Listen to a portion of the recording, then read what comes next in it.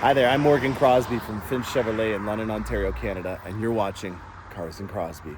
And this is the beginning of an adventure. I'm getting goosebumps just thinking about it. We are about to partake in the Corvette Caravan. Every 5 years, a pilgrimage of Corvettes comes down to Bowling Green, Kentucky to celebrate everything and anything about the Corvette. This is going to be an epic adventure, and I'm going to take you on it with the Corvettes of Ontario and our 109 members that are joining on this year's 2024 Corvette Caravan, starting right now.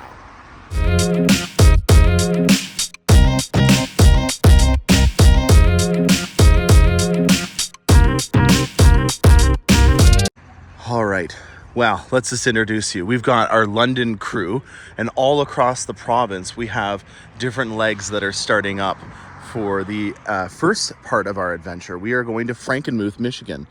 There is a really cool Christmas-themed tourism town called Frankenmuth, and we are heading there.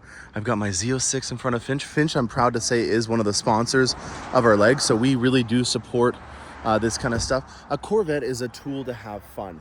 And when you buy a Corvette, this is what you're supposed to do with it. You're supposed to create memories, because that's what this thing is for. Refrigerators are for keeping your milk and your food cold. Corvettes are for making smiles. And so once you get a Corvette, you should do something like this. Every 5 years, this happens. And as you can see, there's camaraderie. This lady here has just purchased this new Corvette and decided to go with one of her girlfriends. And there's a whole team of people that is ready to introduce you to the Corvette culture. This is what it's all about. And I've got to do some introductions, handing out some loot bags. I did a overview of what's in our loot bag in the previous episode. So if you're interested in seeing what we put in our Ontario Corvette Caravan loot bag, by all means, take a look. If you want to partake in one of these in the future, you can grab a Corvette from me at any time over the next year, and you have 4 more years before the next caravan. I do things like Carlisle. We have Bayfield Vet Fest if you're local. We have our Corvette Takeover starting on September 21st here at the dealership. There's plenty of Corvette events that you can partake in. So we got our first leg ahead of me, the Frankenmuth. I'm going to say hi to everyone and meet some new faces. Stay tuned. All right. We are heading over the border, and right now we are leaving Canada and we are entering into pure Michigan. Welcome to the United States, and 109 more Corvettes are now in the country on their way to Kentucky. Look at that view. Beautiful, beautiful, beautiful, beautiful. And the bridge is still under construction. We came here bright and early bird gets the worm, and we are getting over the border before it gets too crazy with both bridges being constructed, the Gordie Howe Bridge in Windsor and the Port Huron Bridge here in Sarnia. All right, Michigan Welcome Center. I've got a handful of brochures that they were adamant on me taking to pass to everyone. This is the Southwestern Ontario leg. There are many different legs that have already been through today, and we just had our first stop. Everything went smooth going over the border with the construction. Got a beautiful Finch original here with the same kind of interior, but in a Stingray. Absolutely love having a two-tone sky cool gray friend along for the journey. I guess I can take the front plate off now that we're in Michigan. That's no longer necessary. Love the plate. It's easy. Very nice. All right, first leg down. Frankenmuth is next. Just try to take it off, and it's pretty much welded to the windshield now. So that is part of the Corvette, unless I get a putty knife out or something. All right, so let's just talk about what we've done with the Z06, or lack thereof, since we last talked. We did do a ceramic coat, and I just touched it up before we went out. I think I'm going to get a Sharpie marker and get some of the Corvette gods to sign it when I'm down in Bowling Green. So from a side profile, I think that the transparent top looks pretty decent. Like, I don't think that you really can notice that there's a difference between the two blacks until you get really far up close. And yeah. What's this guy doing? He's circling around to pick up his wife or something. Yeah, thought I would look the part and match my Corvette with the hat. Everything black is touching white. And all right, let's get on to the next leg. Well, isn't this a cute town? Look at this. At the top of the main street in Frankenmuth here, we got Corvettes taking over 2 hotels. And this is a nice town. Apparently there is some Christmas ornaments that you can get.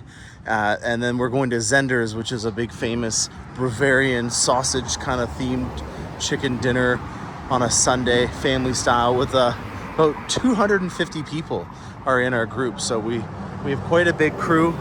And I'm gonna check out what Frankenmuth is all about and get some stuff. There's this place called Bonners that has a lot of Christmas stuff. Fun fact about me, I have a Christmas tree that is specifically themed. It can only have food related item on our tree. So we have a tree full of things like cans of Bush and cheese and stuff like that. Anyways, I'm gonna go find some food related Christmas ornaments and see what Frankenmuth's all about. Feel like they do a nifty Oktoberfest here. I'm getting a lot of Bavarian vibes. And yeah, if I was gonna have a beer hall, this is where I would do it, right here in this patio, playing some cornhole. And wow, I didn't think that there'd be a little Bavaria in the middle of central northern Michigan. Wow. Well, there's Zender's. It looks like a really fancy Bavarian Kentucky Fried Chicken.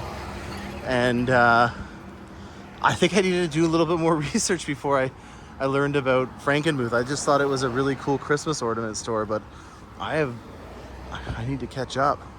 Zender's Marketplace, look at this place. This is cool.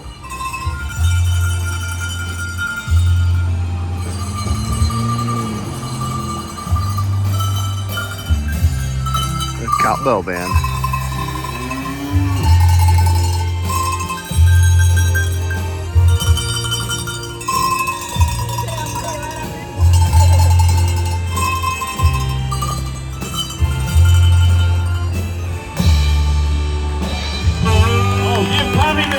I didn't realize this was all here. Look at this.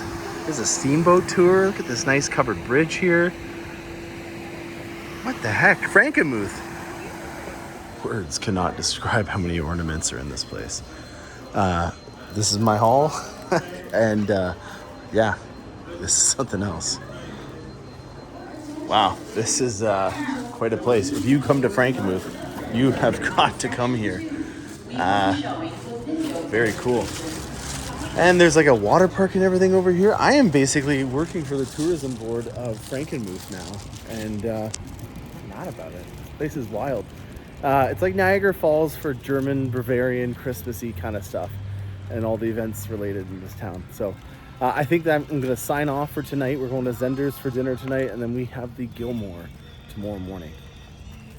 Well, this is a wild child. I'm just in the parking lot, and I am going to throw my bag down for the first time and unpack this Z06. This is pretty wild. I have a lot to talk about on this one. First off, this is atomic or Amplify orange, so it's going to be a rare color because they only made it for 2 model years. We got a 24 Z06 non-TOG or TOJ aero package. But there's some really interesting things to talk about. And the first thing I want to mention is he has the Tech Bronze wheels on here. This is a really rare option. You actually get 2 sets of wheels when you order your car in this. And I had a 21 that I did with the Vossens in the Terra Bronze. And this is the GM version. You can actually get the same finish on a Blackwing.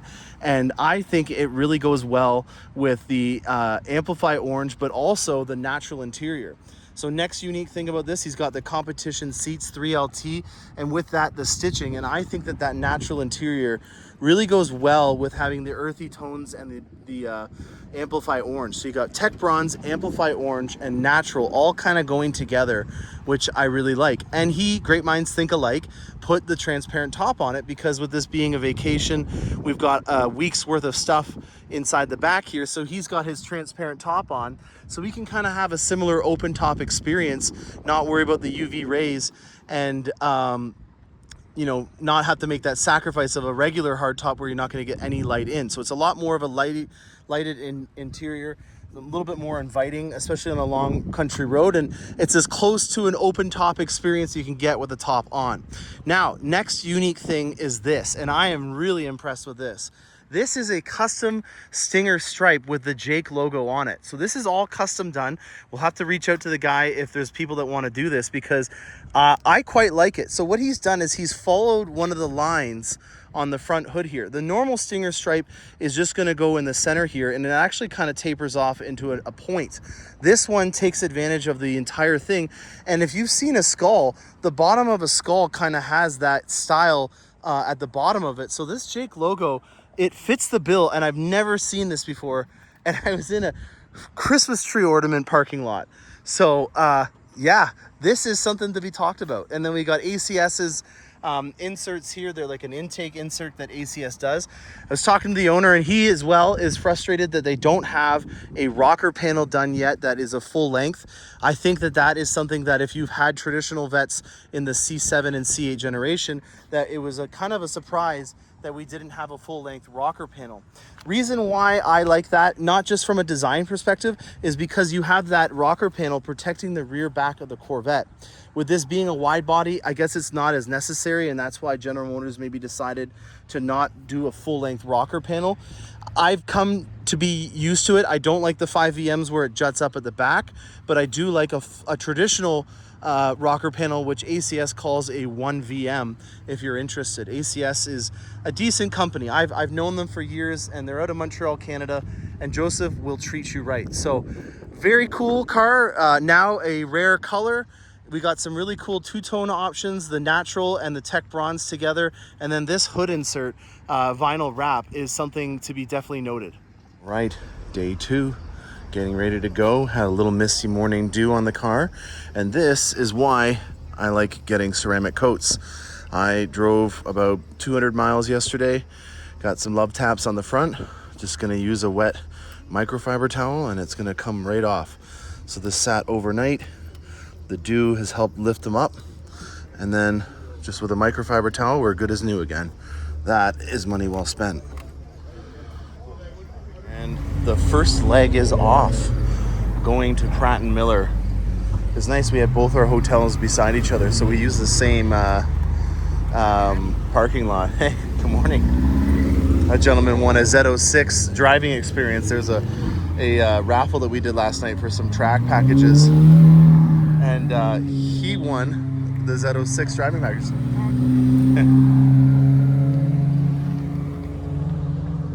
So first leg is out. I'm in the second leg, so I gotta start lining up.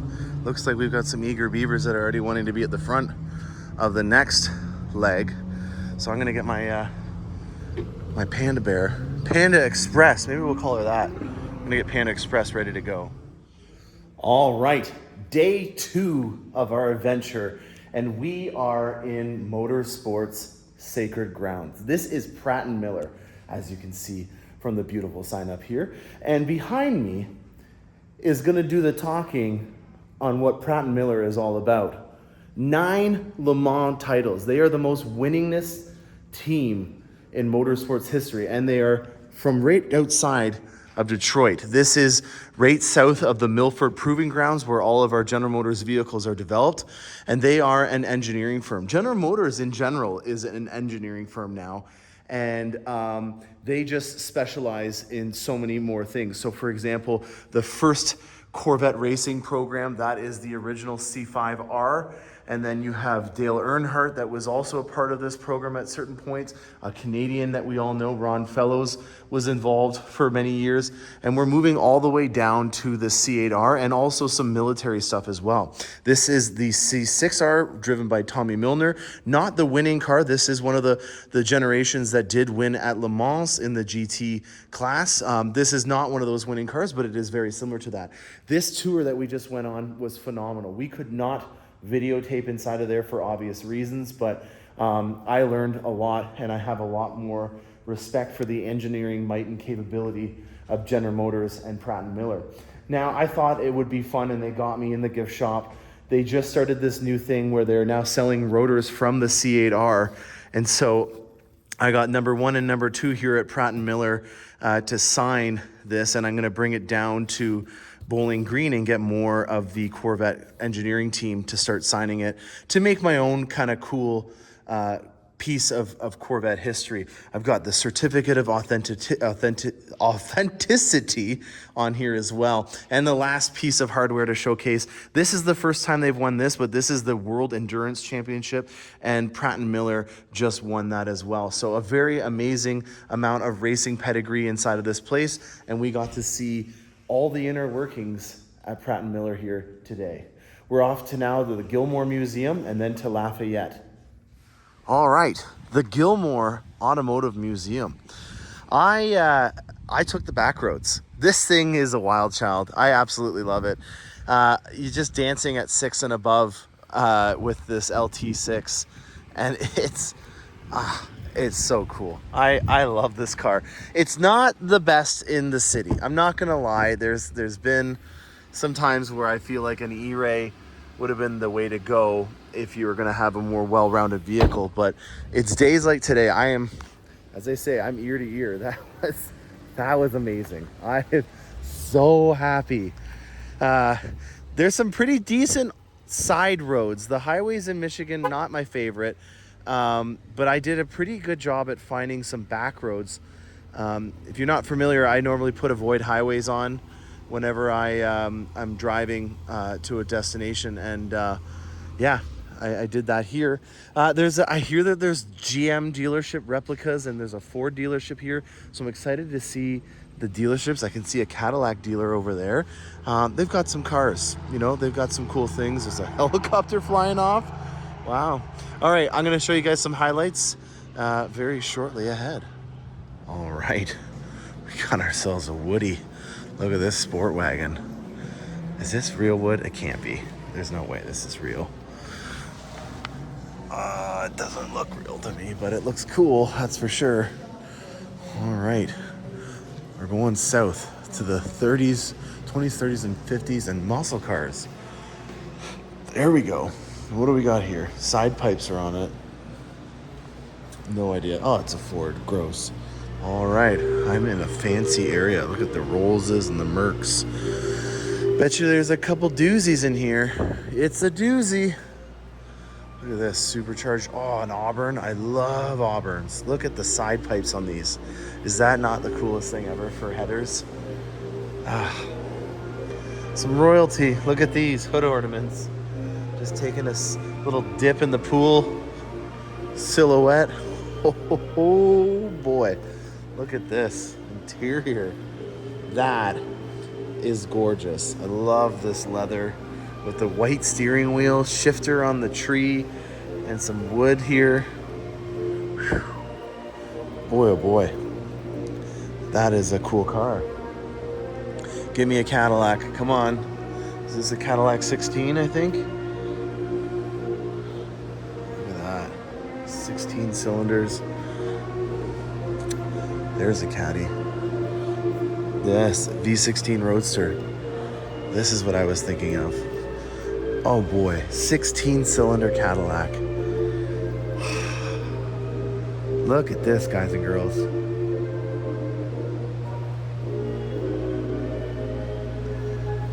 That is gorgeous. It's almost like a presidential car with the step-ups for the Secret Service on it and everything. Like this color. It's kind of like a bluish gray. You know, one of the things that I like most about going to these shows, and yes, these cars are extremely old, there's trends and stuff that you see that they bring back, and sometimes I think, well, you know, that was innovative, that was a cool thing, and then I come to a place like this, and I realize that they're just bringing something back that they did 50, in this case, 93 years ago. This is a 93-year-old Cadillac. That is insane. Unbelievable. Like, wow. All right. I like the color. Very cool. Rolls Royce, two-tones. Two-tones are coming back in right now. A lot of our vehicles are going to have black tops in the Cadillac lineup. Look at Rolls Royce has done it since at least 1929.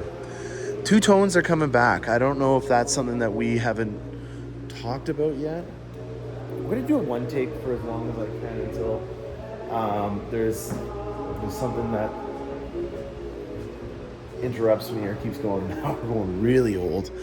Oh boy, this is This is a barn and a half, car barn, baby. Look at this post and beam structure in here. It smells like a distillery. It's like all old school leather and wood. That's what it smells like. There's an old Buick. Look at that. Before they merged together, this would have been, wow, an Oldsmobile. These are probably some of the first cars ever built. 1906. This car is over 100 years old. Jesus. Unbelievable. Okay, I honestly don't know enough about these to be able to have any noteworthy contribution. I could probably wing it, but I'm not gonna. I'm gonna let you come here and see it for yourself, straight from the horse's mouth. All right, I am not gonna do a one take. I apologize, guys. We're gonna find some stuff noteworthy and then show you more. Whoa, we got some Lincolns. I am in the competition's historic area. Interesting. So Lincoln is arguably the competitor to the Cadillac lineup. And right now, as per usual, I am very into colors. I am always hunting for a new style or color. And like I was just mentioning, I find it really interesting that a lot of the times when I think there's a new color out, it's something that they've done upwards of 100 years ago. That area in particular had some pretty remarkable colors that we just went through here. Continentals for days to look at. Land yachts in terms of the size of them. Very, very cool. But why we're here or walking through this area is I want to tour in a hot one take. Look at us all coming in now. What a Cadillac dealership would have been like back in the day. Now here is a concrete Cadillac crest. That's a lot of C's. And on this concrete Cadillac crest, you'll see some ducks. Cadillac is actually named after the first mayor of Detroit. And the guy, his name was Alexander the Cadillac or something along those lines. He actually didn't end up being a Cadillac guy. He impersonated the Cadillac family. But the Cadillac family crest was this. And on it are ducks. But they're not called ducks, they're called merlets. So that is your fun fact of the day for Cadillac. That is the crest of a family that a guy impersonated who became the first mayor of Detroit. And on there are some merlets. Let's go into a Cadillac dealership from a very long time ago. Again, smells like wood and leather in here. Ron Burgundy, you could say that for me one time maybe. That'd be great. Look at this color. That is a cool color. I think right now there's a renaissance of colors coming back. And when you come to a museum like this, you can understand that this color palette that you're starting to see come back into the dealerships is not new. This is something that went away and came back. And I actually have been researching this quite a bit, and it's an interesting story. iPhones, computers, all this technology that my generation grew up with have become synonymous with being monochromatic, so black, white, or silver. And that is become, for us, a symbol of luxury and class and prestige, because all the fancy pants things that we buy in our age generation are in white, silver, or black. Computers, iPhones, all that kind of jazz. And so our generation has started to have an affinity to monochromatic vehicles because we associate those types of colors with being a luxury item. Back in the day, though, they had a lot of fun with colors, and I am seeing, or the very beginnings of a renaissance of colors. And so coming to a place like this and seeing all these colors that they had 50, 60, 80, 100 years ago is a breath of fresh air. And I think that we should embrace to have more Cadillacs and even follow in the name of our Cadillac credo and dare greatly. So I know stuff about this. This is something that I know about. This is a Gen 2 CTS-V. We ended up getting rid of the CTS lineup and we turned it into the CT5, but this would be a distant cousin, and it still shares the Alpha platform that the Camaro would have been also on. So the CTS had multiple generations of Vs, and back in the day, the V was the top dog, whereas now it's the Blackwing. Blackwing dignifies that it is a track-specific model, whereas V is just a sport model. Back then, this was the top dog.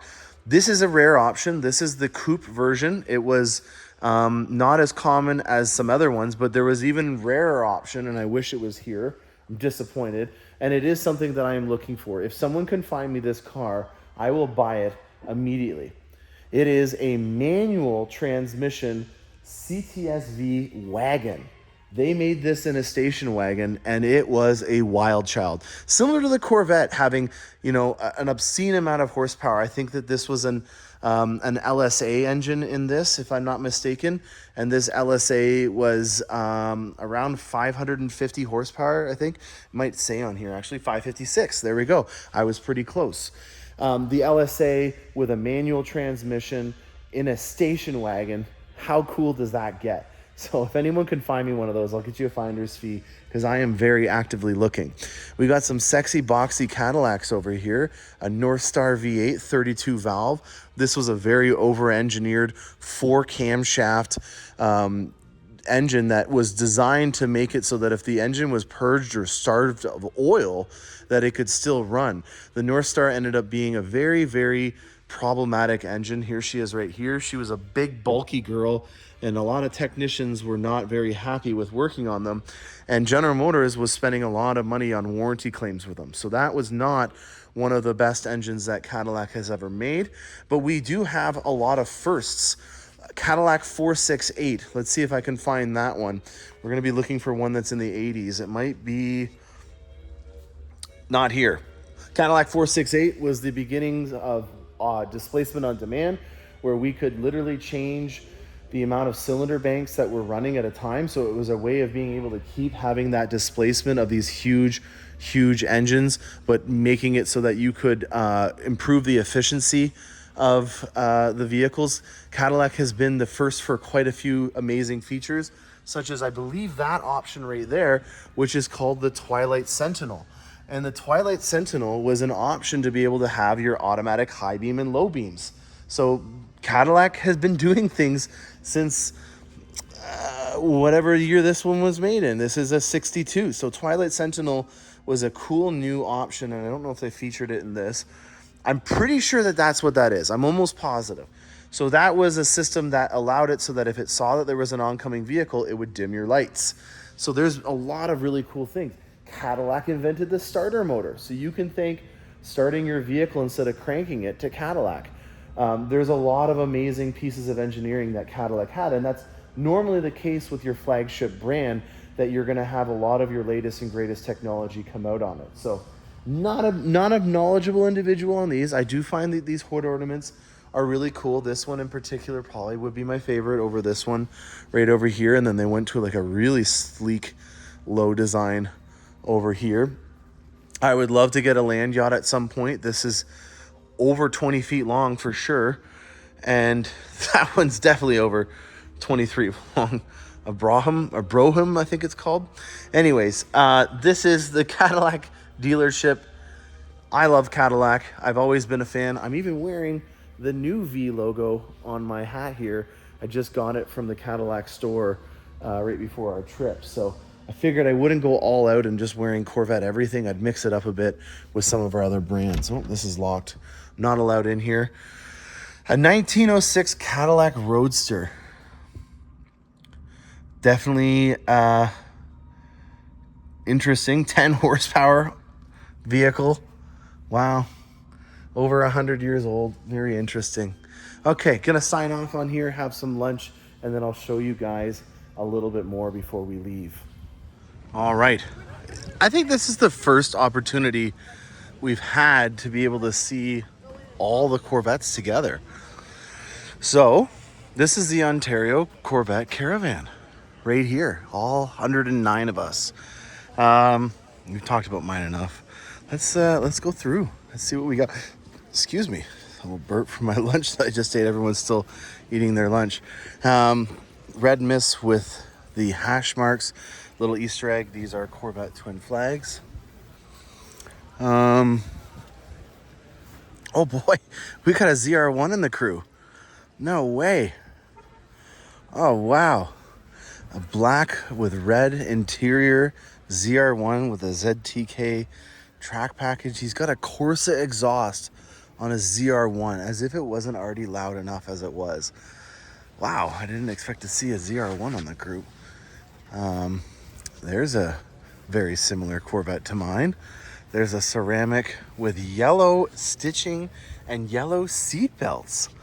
We've got the satin wheels here, yellow edge yellow calipers. Wow, very similar to mine. It's a hard top with the painted nacelles. Very cool. Steel brakes. 70th anniversary over there. What else we got? NOC. What does NOC stand for? Got nice Sky Cool two-tone interior on here. Very nicely done. Nice C3 over there. And then a C4. 88 looks like. Very nice year. Look at this. 35th. Beautiful. Love the interior. One of these C8s is turbo. There's another nicely done Corvette. I heard it when it started up at the beginning of the day, and it was wild. Someone's done the icon doors to this C8. Is this a Stingray that has a ZR1 front end on it and scissor doors? It is. Oh, wow. That's interesting. So this is the Z06 front end. We've got Vossen HF5s on this. And scissor doors. We got ourselves a 1LT interior, it looks like, with a carbon fiber inserts. He's done a lot of upgrades on this. This is impressive. Well, I'm liking this crew already. This is great. We've got some really good options available to see. Very impressive. All right, let's get back to the museum. That's what we're here for. But it was really great to see 109 Corvettes all in a row on a beautiful summer August day. Getting down to Kentucky. Okay, found some Chevs. I think I'm in the 50s zone right now. I think I am. We got a 58. Not a bad gig. Love the two-tone insert in here. A lot of astronauts were synonymous with owning these types of Corvettes. This was the peak of the space race. And a VIN number 26. I wonder where the VIN number even is on a car like this. Like, you guys obviously know that there's a traditional area in right here, and then on the doors that they put the VIN numbers. I don't even know how you get into it. Where's the door handles for it? I guess I'm not up to date on my C1 knowledge, but I don't see anywhere where you're supposed to open the door on a C1. There's no door handles. What the heck? Is this like a Dale Earnhardt special where you just kind of jump in? Interesting. I never picked up on that. Another nice Cadillac. This blue, I feel like this grayish blue hue is something that you're going to see a lot more of in terms of colors coming out. And you'll see a V as well, which is synonymous because of the V8 engine from Cadillacs. Fun fact number 2 about Cadillac for the day.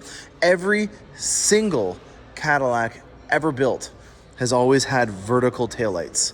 Every single one. Try me on that. Find a Cadillac that does not have a vertical taillight. That is a tail fin, and in every single Cadillac, they've made that homage to the Cadillac design. Got a Impala here. Wow, this interior is actually really nice. I dig these colors. Like, this is something that I could see you putting in to an interior today, and I think it would be pretty snazzy. You know what's interesting? This is actually like the Twin Flags logo from a Corvette. It's just got an Impala in it.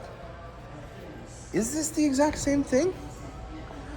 Is a Chevy logo, and then there's the fleur de lis and a cross flag logo. It is. I never picked up on that. I didn't know that the Bel Air Impala had a Corvette emblem in it, and wonder if that's because it has a Corvette engine. 165 horsepower. I don't know. That's above my pay grade in terms of knowledge, but I really enjoy this interior, and I feel like if someone from General Motors Design is watching this, crack open the Heritage Center, bring out your 58 imp, and replicate it in some new Chevs. Packard's, the plant just was taken down in Detroit a few years ago, which was a very sad thing. A turbine-engined Chrysler, I believe these. Yeah, it's a Chrysler. Chrysler made a turbine-engined car, and it didn't work out.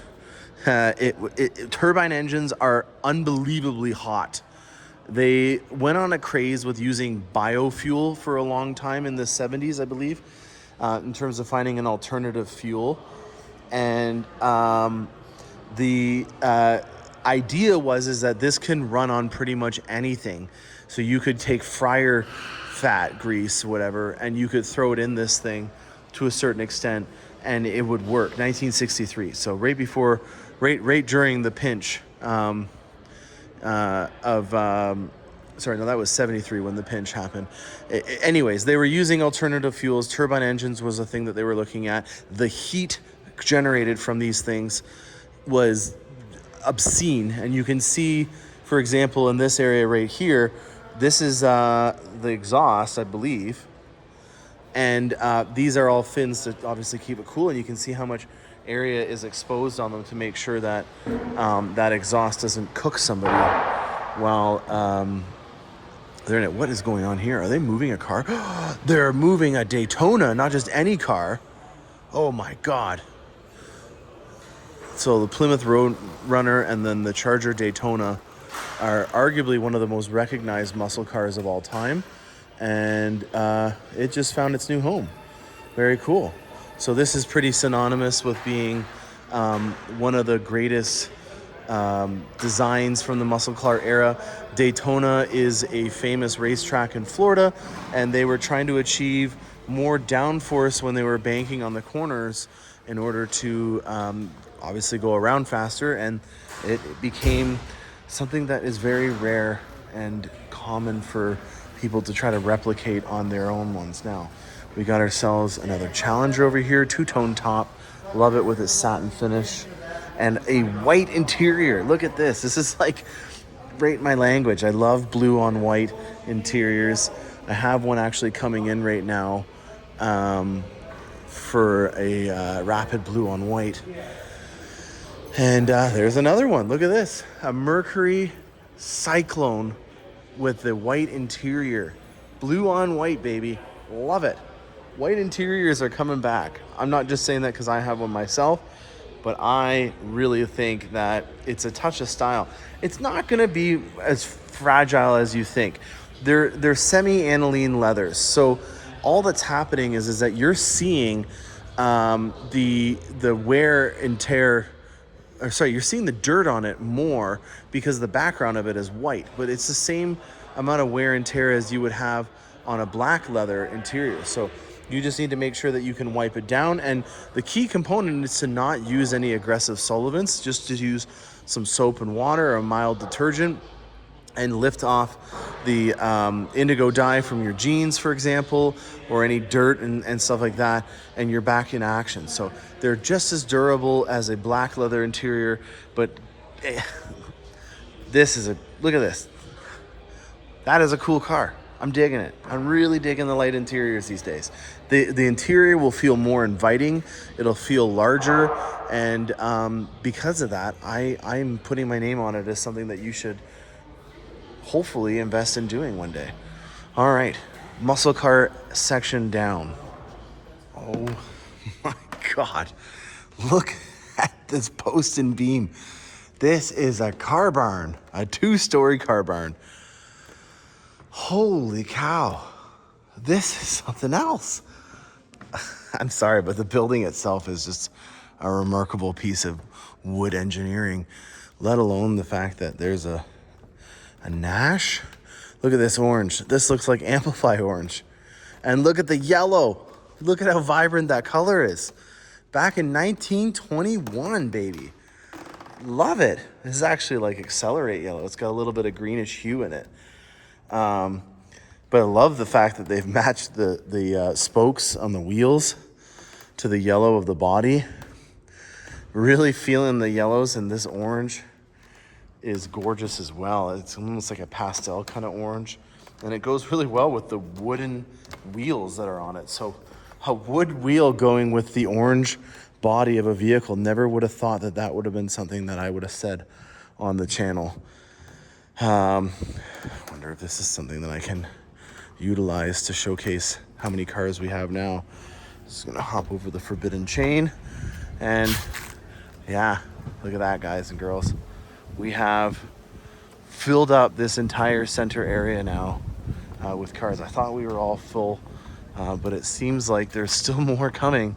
And yeah, loving the Gibson so far.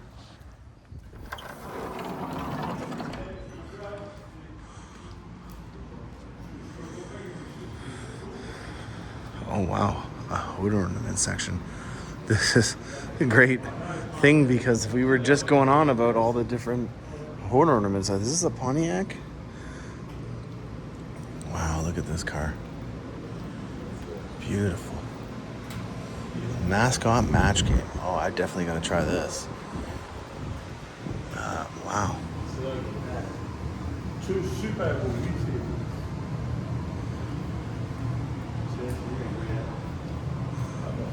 Yeah, very interesting. A Buick head. Very impressive, the amount of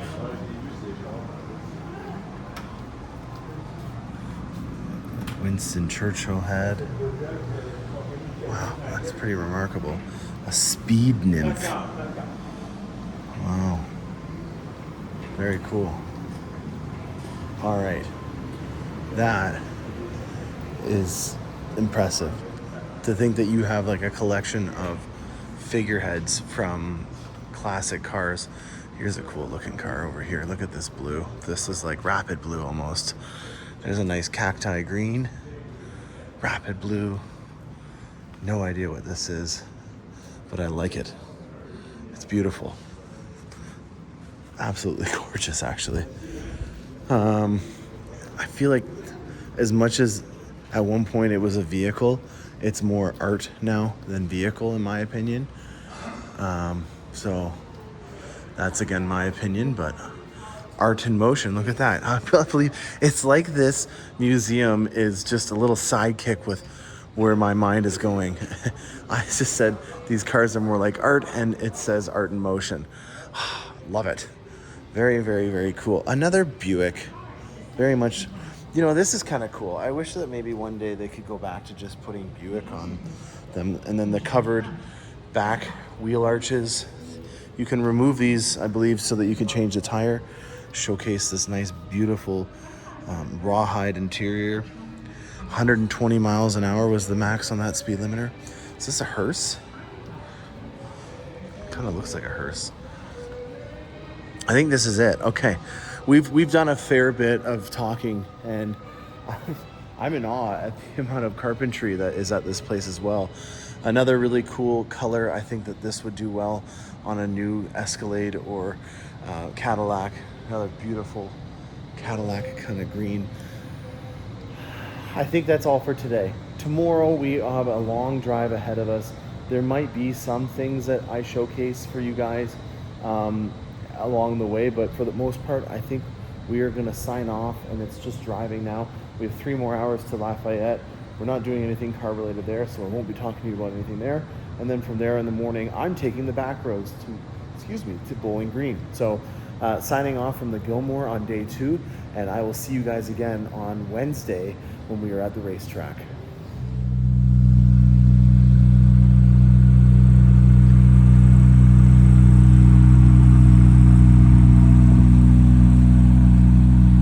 All right, well, this is what it's all about. I'm off the triple nickel. I've got a full tank of 93, and we are in the back roads of Kentucky. I've got my transparent top on, beautiful pastures with horses and everything. I've already been to a couple of distilleries, and they get a little bit more intimate than this. I'll showcase for you guys what it's like, but you basically can just stay in third gear the entire time and let the engine do the talking. It is wild with the tree cover, how the acoustics staying out.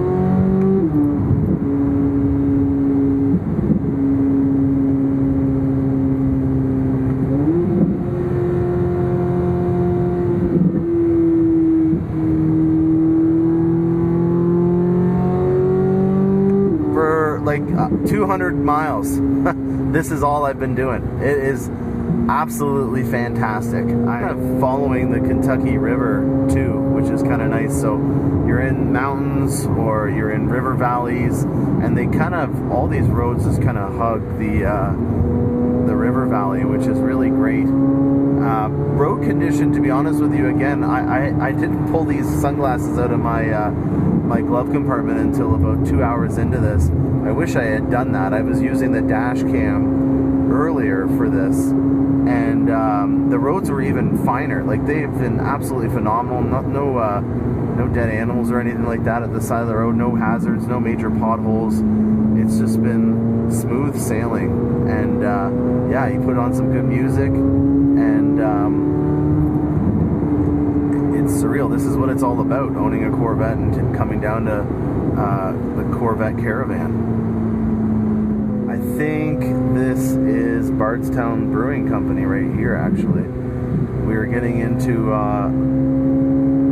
yeah, this is Bardstown here. They have all black ones. Actually, no, you know what? This is actually probably Maker's Mark.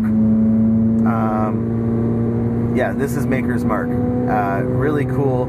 Small little windows. Wonder why? Because they don't want to have a barrel fit through them, but they do need to have venting, and the top barrels have the angel share. They evaporate the most, so they sometimes will rotate them depending on the quality. But right now, this is prime time, and you can literally take a huff outside right now, and it smells like sweet bourbon-y. Just crested hills everywhere you go. This is probably one of the widest roads that I've been on in the back countries, but look at the views. Look, it's absolutely incredible. You don't need to go that fast to be back here. It's just surreal. Like, this is actually the least kept that I've seen it. Most of the time there's horses and stuff like that have you know, eaten all the grass that's in the fields. But you're just winding through here. Talk about being prepared for the racetrack tomorrow at National Corvette Museum. I'm going to be very, very, very well prepared.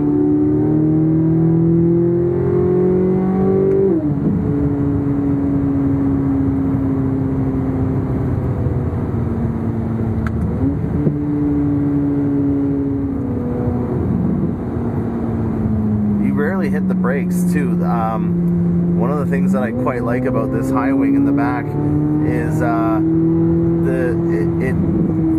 the drag from the downforce will decelerate you quite aggressively, and it allows you to not really have to ever touch the brakes, especially if you're staying in a low gear, because of how slow the speeds are in this area. You don't see stop signs very often either, so we've got one up ahead though.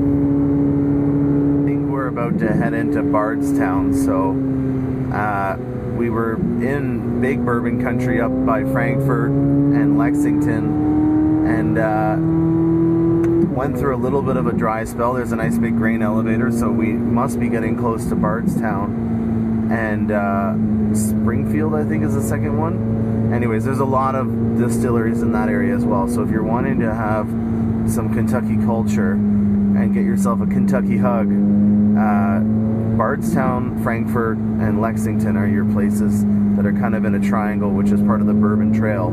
I have no idea if I'm on the Bourbon Trail right now, but I can say that the roads are very well kept up for them being such small roads. I don't know what happened there, but I lost battery, and we charged them for a bit, and we're back in action. So yeah, let's take a conclusion for these MetaView Ray-Bans that I got here. Open country is kind of fun, but the winding, curvy roads that are hugging the Kentucky River and the Bourbon Trail are without a doubt something that you need to take advantage of. I've got a workout today. I'm tired. I started on the road at 8 in the morning, and I've been driving all day, going to cool sites. I just saw Abraham Lincoln's birthplace, and I'm not getting old of this engine back here either. It is just a symphony. I'll show you one thing. So around 3,200 RPM, it has this drone that right here, sorry, 2,500 RPM. This, you're just getting onto the bit of where the torque comes in, and that is unique to the flat plane crank. The flat plane crank doesn't have a linear torque band like the other push rods that we've had. So the power comes on like it's boosted when you hit about 3,000 RPM. So you're kind of dancing with this torque right here. And it also it kind of has this beautiful resonation in and about here. And when you're in the back roads, it's 5th gear. You also can play around up here around 4,500 RPM. And it's just so powerful. It's insane. Yeah.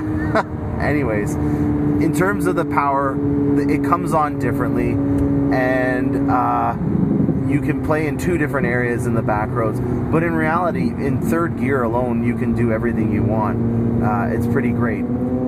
I am nearing the end of my backroads experience with beautiful farm country, and it's surreal. I'm definitely going to do this on the way back. I'm going to get it out of my system because I don't know the next time that I'm going to be able to take my Corvette on the roads. The Z06 needs to be in this kind of environment or a racetrack.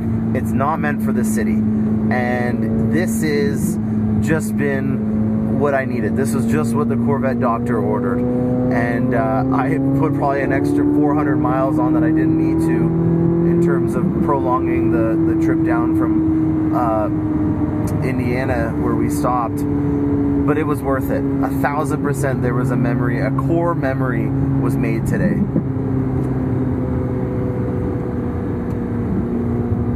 Oh my gosh!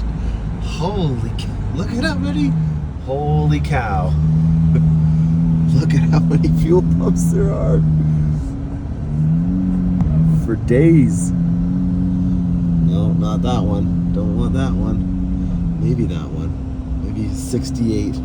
I'll take 343 for fuel is pretty dang cheap. Now they have ethanol free fuel here, but it's 90 octane, and you're supposed to do 93 if you can. It says it right here on the side, cleaning required.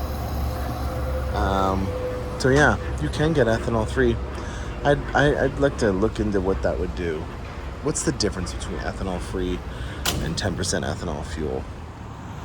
And we have made it. We are now at the National Corvette Museum, and we're about to do a parade. We have our entire crew that's going to go and showcase everything that we have in our 109 Canadian strong, and we're going to be going down the to the Motorsport Park very shortly. All right, National Corvette Museum's Motorsport Park. We are all here. There is, I think, 108 of us now, maybe 1 or 2 left. I saw they didn't want to stick around. They were going to do some events. This is the brand new facility. This was just built, and as you can see with the people up there, there's a restaurant on top. We're getting a group photo done for the first time with everybody here, and it's really great. We get to finally see everyone's Corvettes all together. Some of us are going to be going on the track after this, and some of us are going to be going to the museum. This is actually the day before, so we're Wednesday if people are keeping along from that perspective. These are Corvettes here that are ready for lapping experiences today. You can see the lead follow Camaros, and then they have C7s and C8s that are available in all trim levels. You can do a Z06 track experience today, which is a really great option to be able to offer. And as you can see here, we have different factions of Corvette clubs from Ontario that are partaking in this event. So I think we're actually proud to say that I think we're one of the largest factions. We have about 12 people out of the 109 cars. Good morning. We have 12 people out of the 109 cars here. So yeah, I do have some Corvette beer. It's still a little warm though. Anyway, so we're gonna get our group photo gun, and then we're going onto the track. That's what you do when you're on a Corvette Caravan. You do all things related to Corvettes, and because of the back roads yesterday, I feel like I am going to be more than prepared to go onto the track. All right, the instructors are all lined up. We've got our fast group here, and here we are going on to the racetrack. I can't wait to get out there. We are ready to go. I'm gonna get myself into track mode here. Actually, you know what? We'll do Z mode. We're gonna do performance traction management mode here, and I'm gonna put it on Sport 1.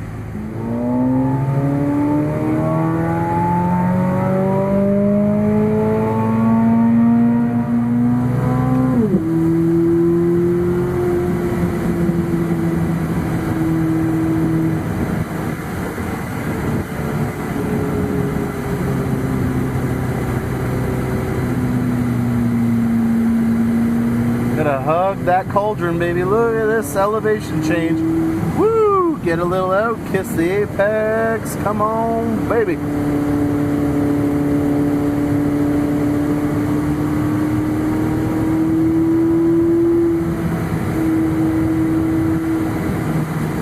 Okay, this is the National Corvette Museum, and I figured I'd come here when it's a lot less busy to showcase for you guys just a bit.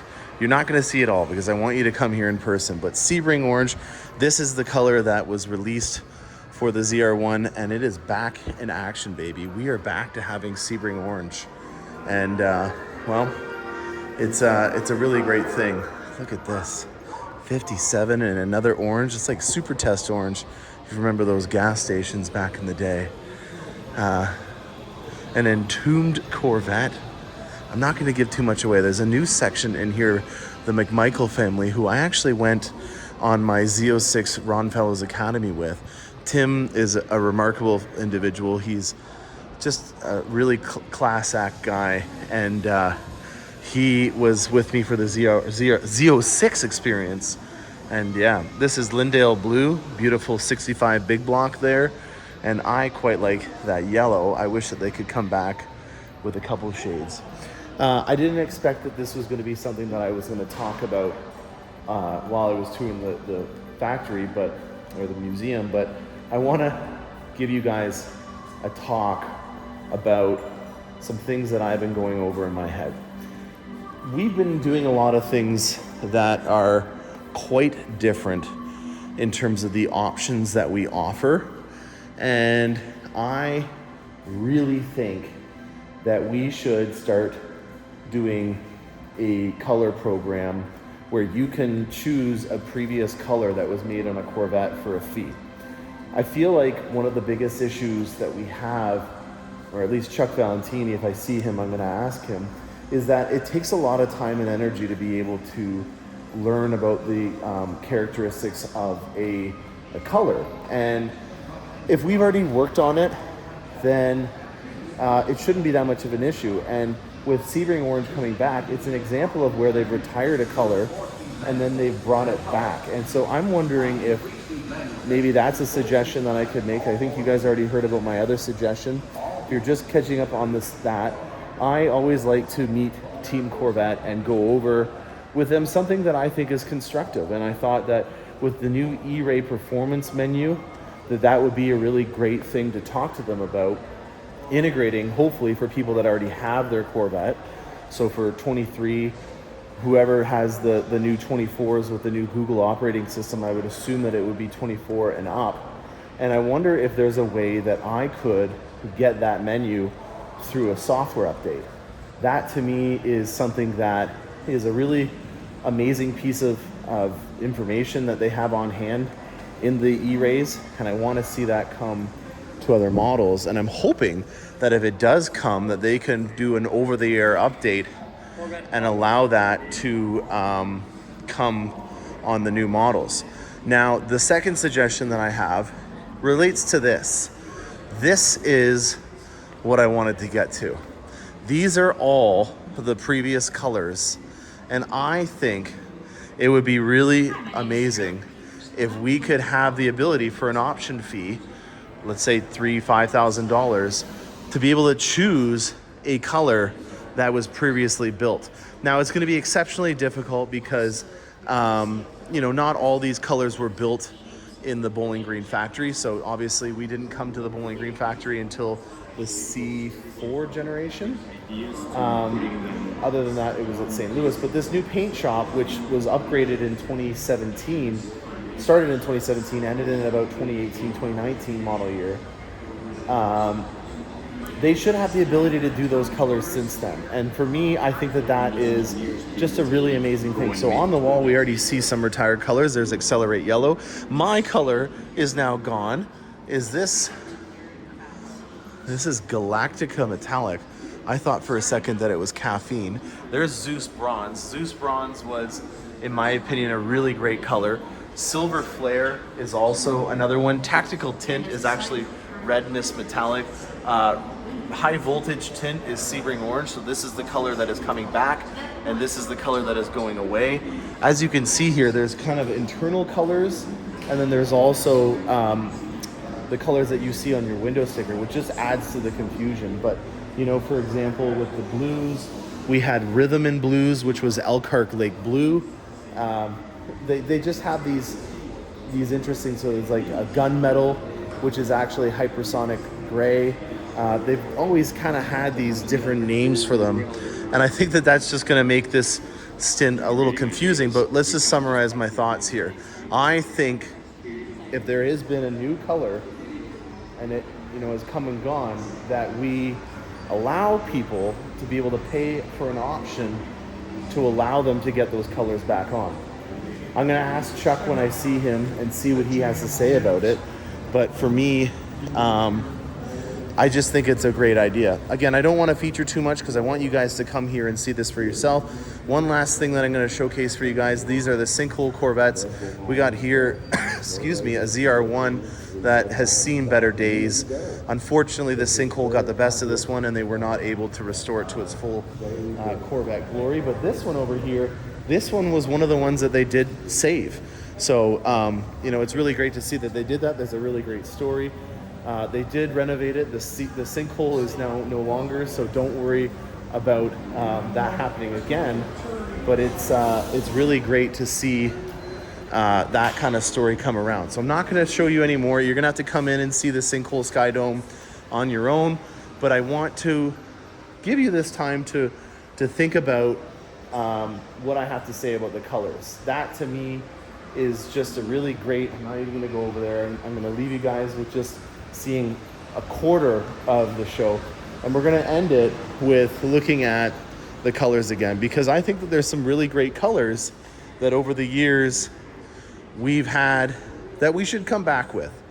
I think today we're just going to plant the seed, but tomorrow in particular, I really want to showcase for you some colors that I think are really great. Black Rose Metallic comes to mind. It would have been in this area over here. I think that Lime Rock Green would be another one that I wish that they could bring back. Really nice, old school. I think of like a 69 Camaro when I think of Lime Rock Green. It was really great on the Premier Edition with some chrome.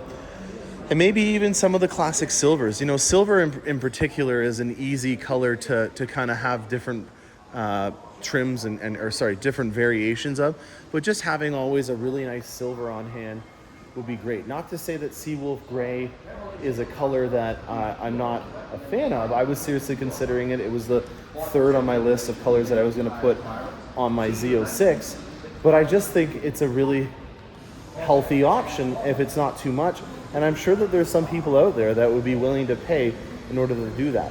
So if you could make a comment in the section about a suggestion that you think the next time I see them, which will be at the Bash, or maybe even at another event, maybe I get invited to, I want to bring some more questions to them. That is some constructive criticism. But on that topic as well, how much do you think they should charge if they were going to do this? If you were going to bring back Long Beach Red Metallic, how much would you pay? If you were going to bring back Lindale Blue, which we saw on the 65 over there, how much would you be willing to pay? Would it be a $5,000 option that you'd be willing to consider? Would you be willing to pay to get an original color? That would be even cooler. All right, I'm going to showcase some more stuff about the ZR1, and then we've got day 2, which is Thursday, starting up. So this is just the evening session of the Wednesday. Wow, the Corvette store is fully stocked, ready to go. Come visit Sally in the Corvette store if you're ever interested in getting some Corvette gear. They've got tons of stuff here. And if you're ever looking for the proper stuff, the official stuff, you're going to see it here. So this is all officially licensed merchandise. You'll see there'll always be a holographic sticker on it. You can go into a Buc-ee's. So for example, I went to a Buc-ee's yesterday and got some officially licensed Corvette gear. You can come here to the Corvette store and you can do the same. They do it with a ton of different brands. You can get Corvette socks, you can get Corvette keychains, you can get Corvette golf gear if you want. It is a one-stop shop for anything related to Corvettes. I've recently gotten into golf, so I thought I'd get a nice Corvette towel, nice Corvette ball, and then for my little girl, who's a Corvette girl, I thought I'd get her this shirt as well. All right, I got my Corvette gear, and look at this. Great minds think alike. Here is a Z with a two-tone sky cool gray, not the regular interior like I have, but he chose to just do the seats, which is also a great option. You can see that the door inserts are different than mine, but amazing option if you're an American and you're looking at doing for a nominal cost a delivery. And then R8C is right there, and then you'll also have something in your door sill and a badge in the center console as well. So yeah, great option to consider. You get to have an amazing delivery experience. Probably one of the most qualified people that you could have, other than maybe me or Mike Furman, in doing your delivery on your brand new Corvette. All right, class is in session, boys and girls. We have the new competition yellow and hypersonic on a vehicle. The last time I was here in April at the Bash, they were just on a silhouette palette for them to showcase, but now we have them in the flesh on the vehicles, and I want to go through with them because these are the two new colors that we have for the 25 model year.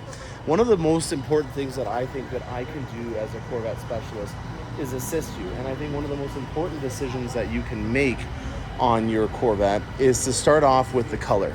The color will set the tone for so many things. For example, on this one we have the yellow stitching, the yellow seatbelt, and then the new yellow for the calipers. This is an invaluable tool, and I almost want to bookmark this section because if you're considering a color, you gotta see it. My phone shoots in 4K, 30 frames per second is what I upload in, and I try my best to be able to get these in every every lighting condition that you can get. We've got a very sunny day on our hands, but this is out of the sun, and I think that it's important to note how vibrant this color is.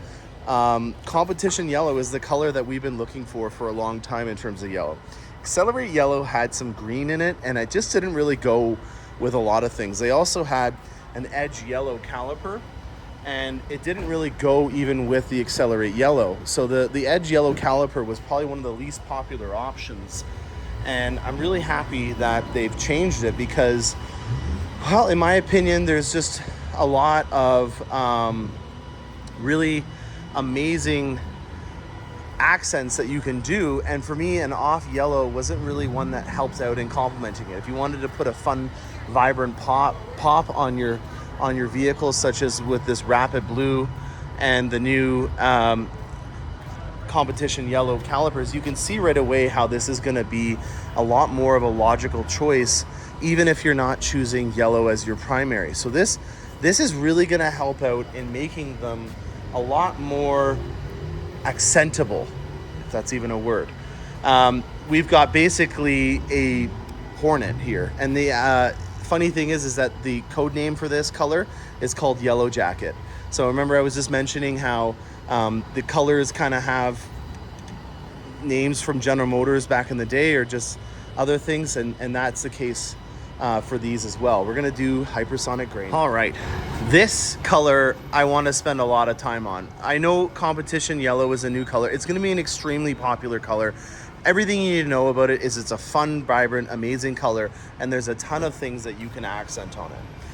So yellow, Corvettes, pretty synonymous. I have a funny story about Corvettes and yellow and why it's our racing livery spec when I was at Pratt Miller that I'll tell you later on. But this is a color that we really need to unpack, and now that we have one in the flesh, it's gonna be a lesson. Hysteria. It is chaos. It's hysteria. So I have been a firm believer in trying to point out to people when I think that there's gonna be a color that ends up having a legacy behind it. I'm not to say that every color doesn't, but I think that this is gonna be a color that in 5 years from now is gonna do really well. And why I say that is because, and I don't wanna call this and make this be the case, but I feel like this color is gonna do 6% for the production. It's gonna be on for 2 years, and then it's gonna go away. I get Zeus Bronze vibes. I get Black Rose Metallic vibes, where they were a short stint color that then excuse me, people really wanted, and they couldn't get them. So if you're looking at this from a transactional perspective, I think that this color, if it was for sale in 5 years from now, is going to go for more money than a resale red because of how unique and underrated I think it's going to be. Prove me wrong. Maybe this is going to be the new Red Mist Metallic, where it just shoots up to being one of the top 4 colors and stays there, and then it ends up being a color that we see for years. But I just feel like a common trend is there's individuals that will be reluctant to do something in this kind of category because they're concerned about how it's going to hold up over time. Is it going to be a timeless color, or maybe they're just apprehensive about going out of their comfort zone and they want to stick to the core colors. If there's one message you take away from this color conversation, you should not make it any sacrifices. If you think that this is a cool color, then get it. There's no way that you should ever make a decision based on being apprehensive that it's not going to be a popular color, because I can pretty much guarantee you that this is going to be a very sought after color once it's discontinued. It is very blue. It's not more blue than purple, but in terms of the undertones that are inside of this or on this, it is a very blue base purple. One of the things that I think is most notable about the Hysteria color is that it does really well with chrome. I would have loved to have seen them do the chrome badging on this, just so that you could get the full extent of what it is. So the script in the back here, the E-Ray emblem, and then the twin flags in the front. If they had done that in chrome, I think that would have just added a little bit more of that pop. When you are at a distance and it's in a low light condition, it looks black. It is a very dark color. Another thing that I think is really important, and I was super happy to hear that this is the color that they chose, the combo, is that I think Sky Cool Gray is going to do exceptionally well with this. I'm a huge advocate for Sky Cool Gray. I've always been that way. And I think that more and more people are starting to realize how great a white interior is. And we already talked a lot about that at the Gilmore. But this is, again, just something that I'm noting, is that the chrome with the Sky Cool Gray and the Hysteria is a really amazing combination. Now, I'm a little conflicted about black accents on this, because as you can see, until like about a minute into this video, I didn't even realize this had the carbon flash metallic top on it.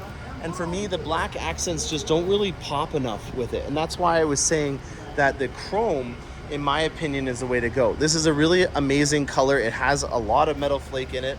And it doesn't really need to have black accents, like I'm talking in particular with the nacelles and the roof being painted on this one. So in my opinion, it should be a body color with not a lot of black accents. I think that chrome polished aluminum is going to be your best friend in terms of making it pop. And white interiors of the Sky Cool Gray is, in my opinion, a really great look. So that is a relatively deep dive into the colors. I really think that they are going to be one of the most notable colors that we add on to a new model year in terms of how successful they do. I could see competition yellow easily breaking 10%, maybe even doing 15% for the total allocation. That would bring it into the territory of being around the caliber of red mist and black. I don't think that it's going to become number one, but I do think that this is going to shoot right to the top, especially with it being a wide body color. I think that this is really going to do well with the wide body, and it's a synonymous color. Now for that Corvette story. Apparently, this has not been verified yet, so I'm going to just briefly say it and then we'll go on. I was talking at Pratt Miller about the racing livery colors, and they said to me that when they started the program, they looked at what amount of cars they had on ground, and there was a lot of yellows that were available, and so they ended up taking yellow Corvettes to then turn into their racing cars, and that's why yellow became GM's color. Is that true? I have no idea. Pratt Miller told me, and they are the Corvette racing engineering team for Corvette racing, so I would have to think that it is true, and it was from the second in command at Pratt Miller that told me this, so I'm hoping that that's true, because if it is, that's a pretty cool story. We got some educational fleet vehicles here. These are some nice C4s with a National Corvette Museum livery that are on here. And then we got a nice Stinger over here as well. Beautiful, beautiful crossfire injection. Very cool cars. Yeah, not mad in any way that they have these Corvette liveries here on a C4, 5, and 3. All right, signing off for the end of Wednesday. We went to the racetrack today. I did a tour of the National Corvette Museum. Tomorrow is an action-packed day. I've got a full day with the racing or Corvette team here. So stay tuned for the final part of this adventure. Thursday. Early bird gets the worm. And I am in the back of our hotel. We're at the Drury Inn. And I'm not kidding you. I almost think almost every person at this place is driving a Corvette. They were nice enough to make a little Corvette stall in the back here for us to wash up our cars. But yeah, I'm very impressed with the amount of Corvettes. It's almost like a little miniature car show, or if you were in a small town, it would be worthy of being in a car show with the amount of Corvettes that are just at this one hotel. So I'm going on a little car tour. I had so much fun going down to Bowling Green that I figured I would take some folks to a distillery, Maker's Mark, to show them what the backroads are all about.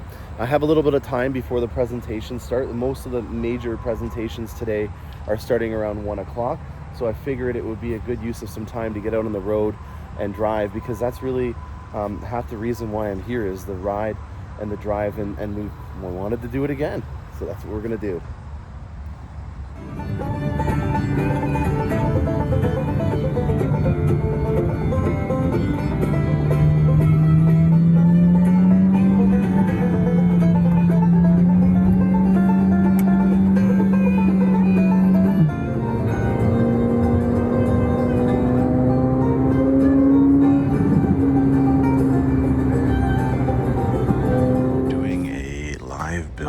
LT6 here, and it's absolutely fascinating.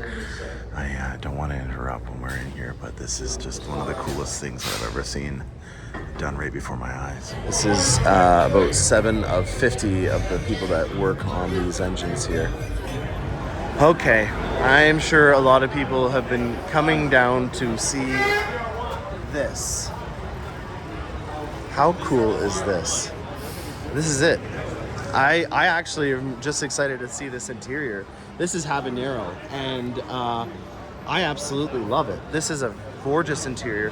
One of the things that I like most about it is they didn't do the accents up on the top dash in habanero, so that when you have your heads-up display, it doesn't reflect on there, or your performance data recorder as well. So the fact that this dash is all black up there, I actually really enjoy that.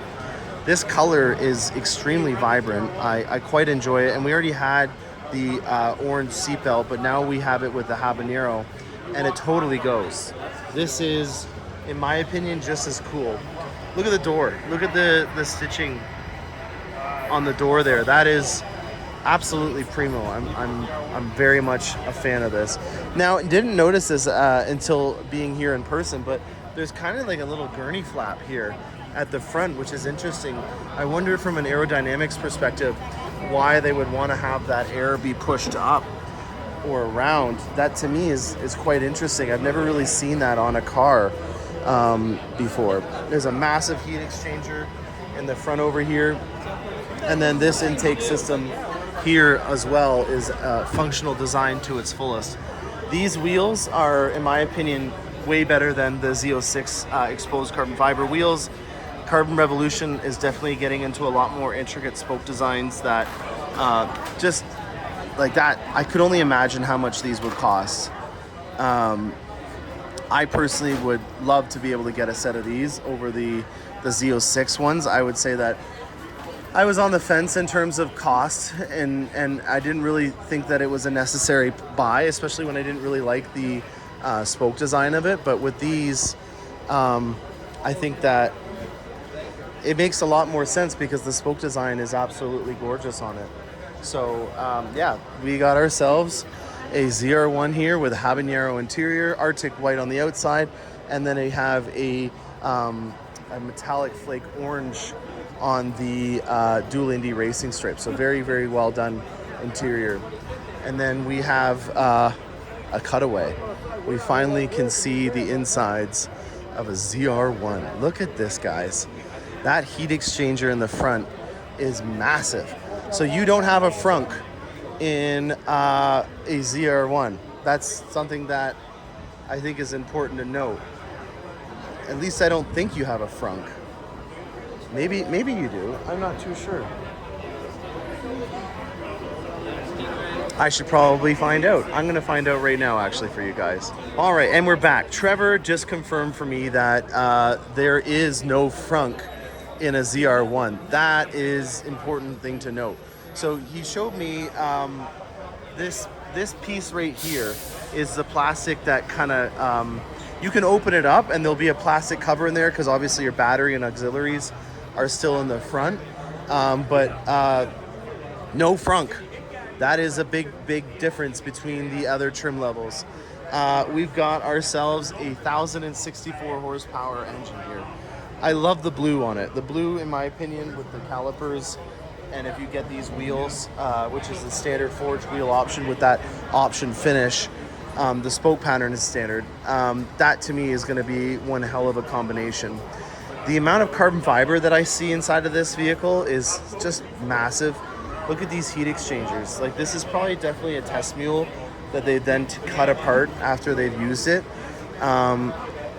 What an amazing vehicle. Like, this is just so amazing to be able to have this kind of cutaway to showcase the inner workings of an over 1,000 horsepower Corvette with an engine in the back. Like, this is, we're talking about things that would never have ever even been conceived, you know, let's say a decade ago. And now we're looking at this. What an amazing machine. And these wheels, I'm going to showcase them for you guys on this black ZR1. You can see the split window on here is back in action. We haven't had it since '63, so it's been quite a few years. I'm not going to do the math live on a one take, but unbelievable. That engine is just absolutely gorgeous. I wish I had that kind of cool blue engine cover on mine. And they kind of got like that Ferrari style finish on the engine as well. Blue stitching is a new feature that's available for the 2025 model year.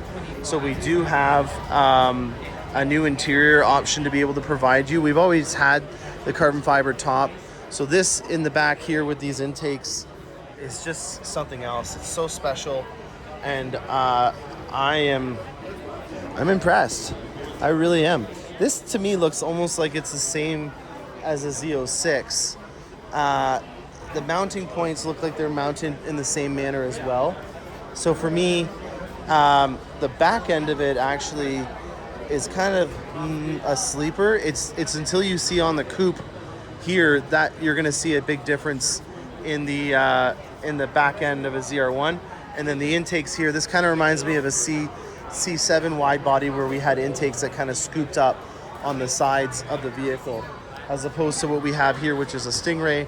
In comparison, we have no intakes, and then there's just the larger, the one intake here instead of the larger dual intake here. So a massive amount of air is going into this vehicle.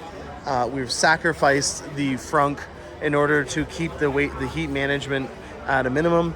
We still don't have full length rocker panels on here. I know that there's a lot of people that have noted that they were interested in getting full length rocker panels like you can get on a Stingray. So it's interesting to note that even on the ZR1, they don't have that. But at the same time, it's not really necessary if you're looking at it to protect the vehicle, because this intake system in here is so wide.